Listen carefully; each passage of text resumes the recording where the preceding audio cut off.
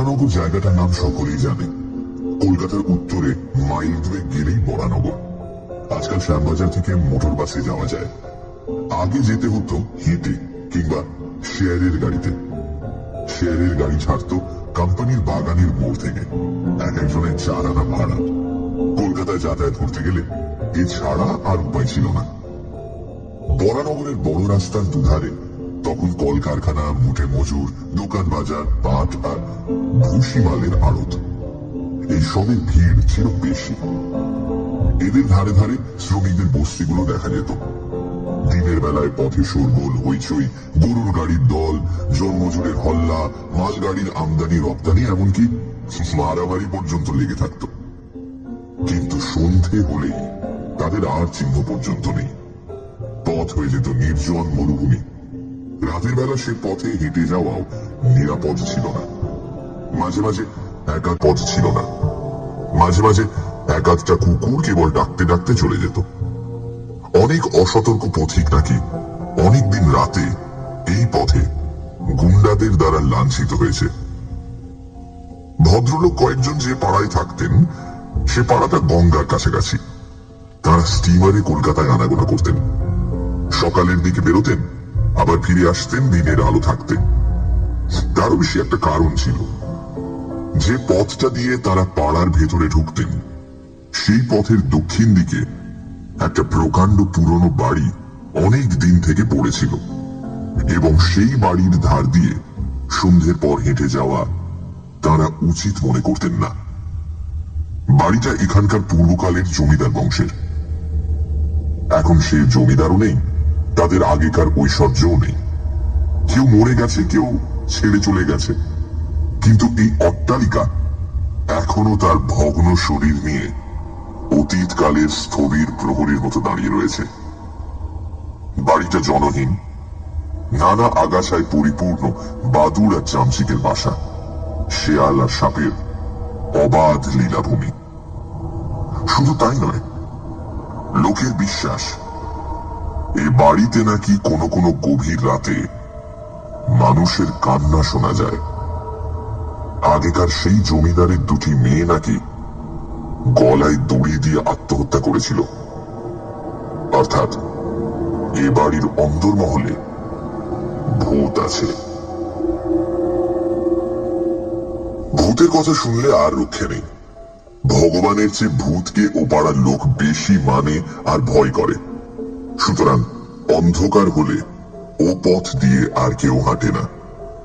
কিন্তু চাটুর্যেদের জামাই এসব আজগুবি কথা হেসেই উড়িয়ে দিলেন। তিনি নতুন ডাক্তারি পাশ করেছেন। কুস্তি করা শরীর, বিশাল তার বুকের ছাতি। শিলং পাহাড় থেকে সেদিন একটা প্রকাণ্ড বাঘ শিকার করে এনেছেন। তার ভয়ানক সাহস। ভূত টুত তিনি গ্রাহ্য করেন না।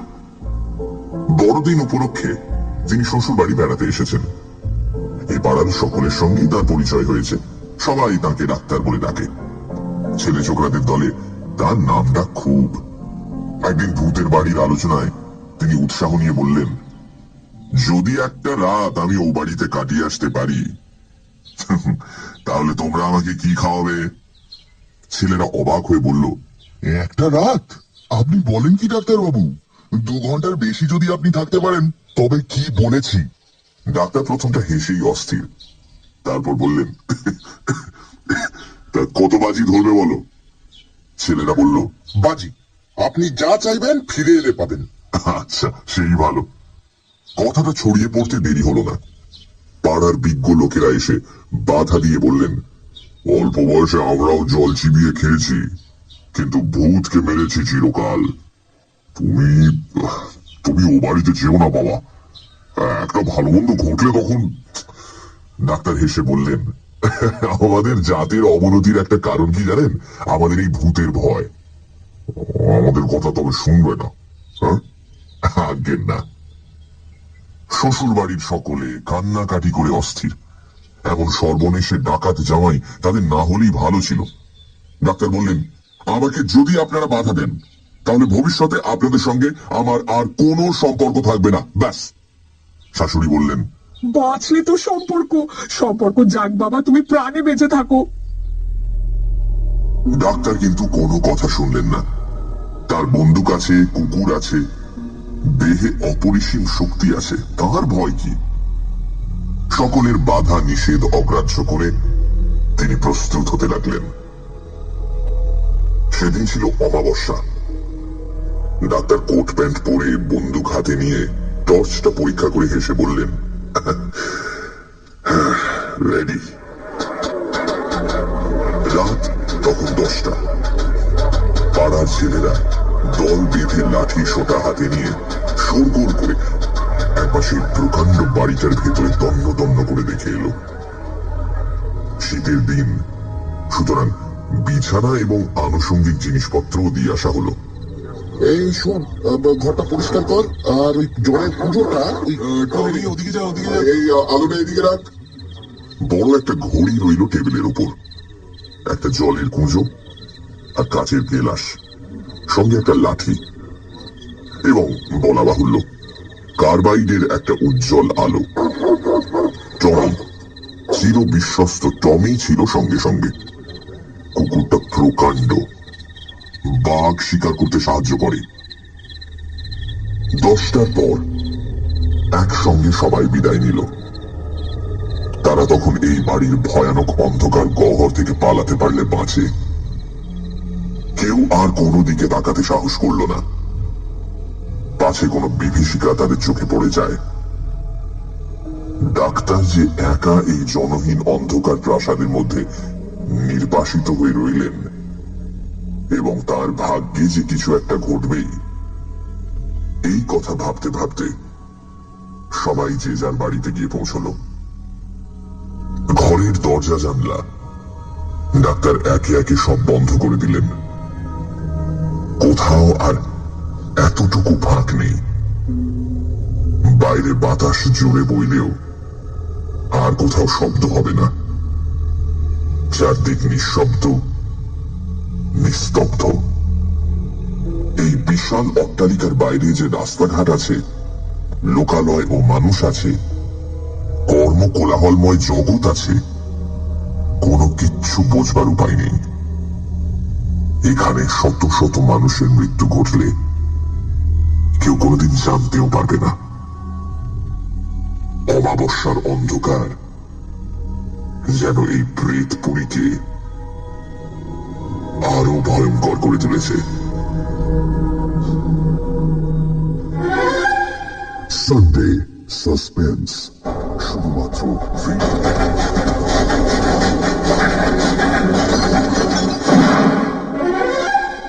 সানডে সাসপেন্স, শুধুমাত্র রেডিও মির্চি 90.3 FM এ।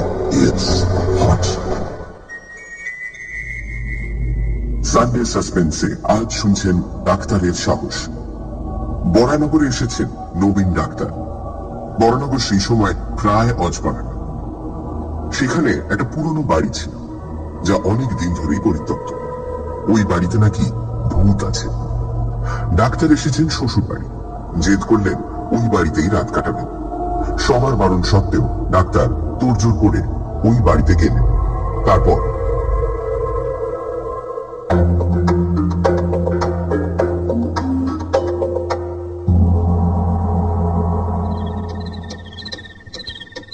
ঘড়িটায় টিক টিক টিক শব্দ হচ্ছে। দেখতে দেখতে 11টা বাজলো। নিজের নিঃশ্বাসটা যে ইতিমধ্যে কখন ভারী হয়ে উঠেছে ডাক্তার নিজেও বুঝতে পারেননি। 5 জনে আগে থাকতে ভয় দেখিয়ে দিয়েছে, তাই এই দুর্বলতা। মনে হলো ঘড়িটায় যেন আরো একটু আস্তে শব্দ হলে ভালো হয়। ওটা ভয়ানক জীবন্ত, অবাধ্য। বিছানার উপর বসে ডাক্তার একবার এদিক ওদিক তাকালেন।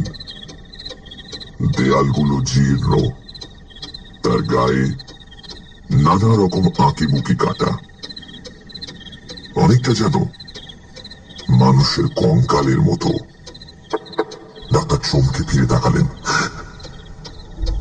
না, কেউ নয়, বাতাসের শব্দ। না, বাতাসের নয়, বোধহয় কোনো পোকামাকড়ের আওয়াজ।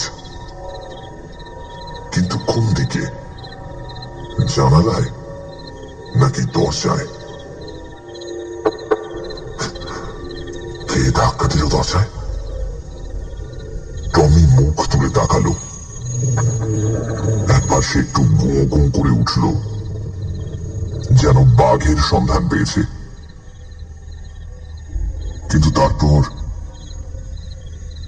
না, কেউ তো নয়, বাতাস। পুরনো দরজা, বাতাস একটু নড়ে বই কি। টমি তার প্রভুর কোলের কাছে আবার মুখ নিচু করে পড়ে রইল। ডাক্তার হাত বুলিয়ে দেখলেন তার বন্দুকটা ঠিক আছে কিনা। নিজের হাতটা যেন সহজে আর নড়তে চাইছে না। কেমন যেন মনে হতে লাগলো নিজের উপর কর্তৃত্ব তিনি ক্রমশই হারিয়ে ফেলছেন। তবু অনেক চেষ্টায় তিনি গায়ে চাদর দিয়ে শুয়ে পড়লেন। চোখ বন্ধ করবার চেষ্টা করলেও পলক কিন্তু পড়ছে না। চোখের তারা যেন স্থির হয়ে গেছে, পাথরের মতন প্রাণহীন। ঘড়িটা কিন্তু ওই টিক টিক টিক করে চলেছে, যেন জীবন্ত মানুষের মাথা, যেন ওর চোখ, কান, নাক সবই আছে। ডাক্তারের দিকে চেয়ে চেয়ে হাসছে, প্রেতের মতো হাসি। হঠাৎ ডাক্তারের দৃষ্টি পড়ল দেয়ালের গায়ে। ও কি? দেয়ালের সেই আঁকিবুকি সেই মানুষের কঙ্কালটা নড়ছে কেন? ডাক্তারের বুকের ভেতরকার রক্ত জমাট বেঁধে এলো। কঙ্কালের গায়ে মাংস লাগছে একটু একটু করে। হাত, পা, বুক, মাথা, মুখ, উজ্জ্বল আলোয় সেই কঙ্কাল বিরাট দানবের চেহারা নিয়ে দেয়ালে উঠে দাঁড়ালো। এবার হাত বাড়িয়ে তার দিকে এগিয়ে আসছে। হাত বাড়িয়ে ডাক্তার বন্দুকটা ধরবার চেষ্টা করলেন, কিন্তু হাত উঠল না। কই, বন্দুকটা তো তার কাছে নেই। কে নিল? ডাক্তারের গলাটা কে যেন টিপে ধরেছে। স্বর নেই, চিৎকার নেই, নিঃশ্বাস নেই।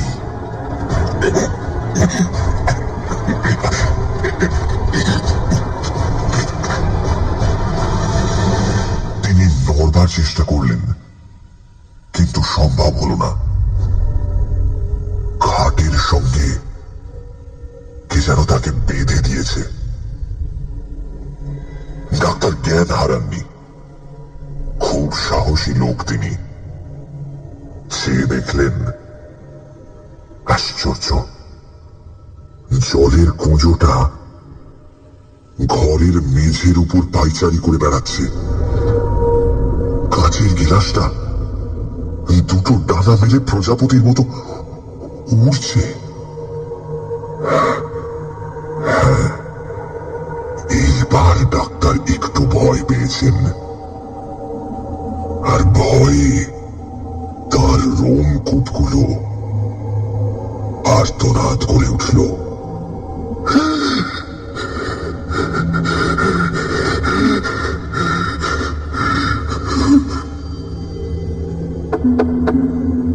কিসের শব্দ? কই, টমি তো আর গো গো করে উঠল না। ডাক্তার প্রাণপণে টমির গায়ে একটা চিমটি কাটলেন, এত জোরে যে টমির গায়ের মাংস খানিকটা তার আঙুলে ছিঁড়ে উঠে এলো। কিন্তু কই, টমি তো জাগলো না। তবে বেঁচে আছে তো? টমি বেঁচে নেই, টমি বেঁচে নেই। তার নিঃশ্বাস পড়ছে না, তার সর্বশরীরে এক বিন্দু প্রাণ নেই।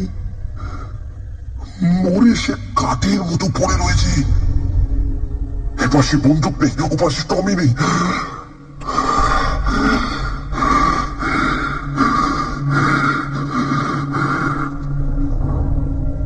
ঘড়িটায় আর টিক টিক শব্দ হচ্ছে না, সেটা থেমে গেছে। কে থামিয়ে দিল? টেবিলটা এইবার নড়ে উঠল, পায়া চারটে ছড়িয়ে নাচতে লাগলো। টমি, টমি, টমি বেঁচে নেই। বা হাতের কাছে তার মৃতদেহ অসাড়, অচেতন। জলের কুঁজোটা ঘুরছে, কাছের গেলাসটা উড়ছে, টেবিলটা নাচছে, আর সেই দানবটা হাসছে তার দিকে চেয়ে।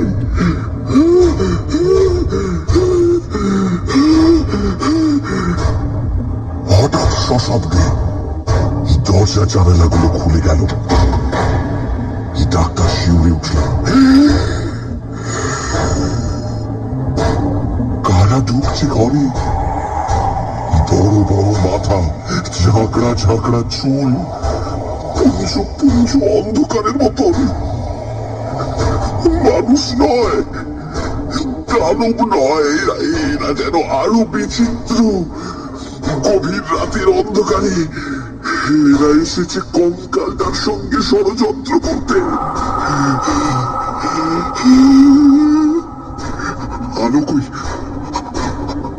আলো? কার্বাইডের আলোটা যেন পাগলের মতো ঘরের চারদিকে ছুটছে, কি যেন তাকে তাড়া করেছে। কিন্তু কিন্তু পালাতে পারছেন না, যন্ত্রণায় ছটফট করছেন। যারা ঘরে ঢুকেছে তারা নিঃশ্বাস ফেলছে, দ্রুত নিঃশ্বাস, ঝড়ের মতো তার শব্দ।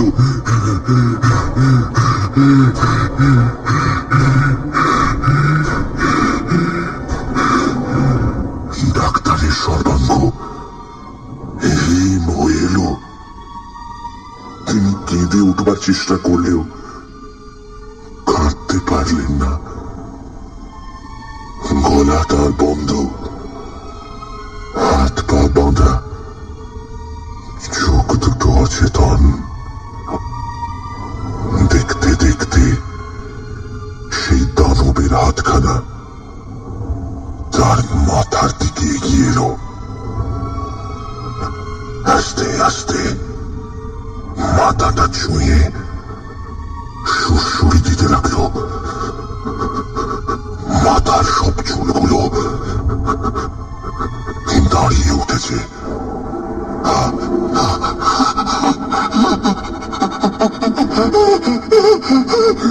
খাটখানা কি নড়ছে। ডাক্তার আবার চিৎকার করবার চেষ্টা করলেন, কিন্তু সেই হিংস্র প্রেতের দল তার বুকের উপর চেপে বসেছে। তাকে নিয়ে শূন্যে উঠতে লাগলো। ডাক্তারের মাথাটা ঘুরছে। টমি, টমি, টমি মরে গেছে। কিন্তু হঠাৎ দেখা গেল টমির মুখটাও ওই দানবের মতো বদলে গেছে। টমির মুখ বের করে তার দিকে ভয়ঙ্কর দাঁত বের করে এগিয়ে আসছে। বিশ্বাসঘাতক, কিন্তু তোমার কাজ। টমি দানব হেসে উঠল, ধারালো দাঁত দিয়ে ডাক্তারের পাঁজর কামড়ে ধরল।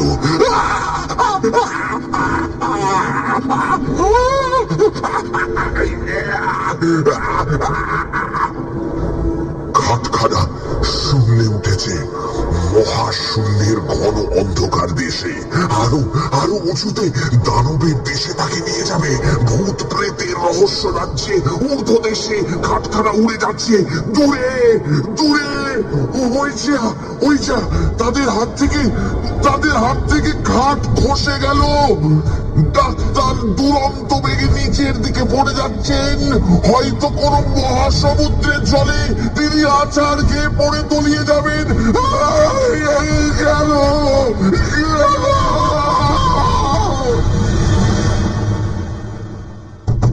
ডাক্তারবাবু, ও ডাক্তারবাবু, ডাক্তারবাবু, ও ডাক্তারবাবু। দরজায় ধাক্কা পড়তেই ডাক্তারের ঘুম ভাঙল।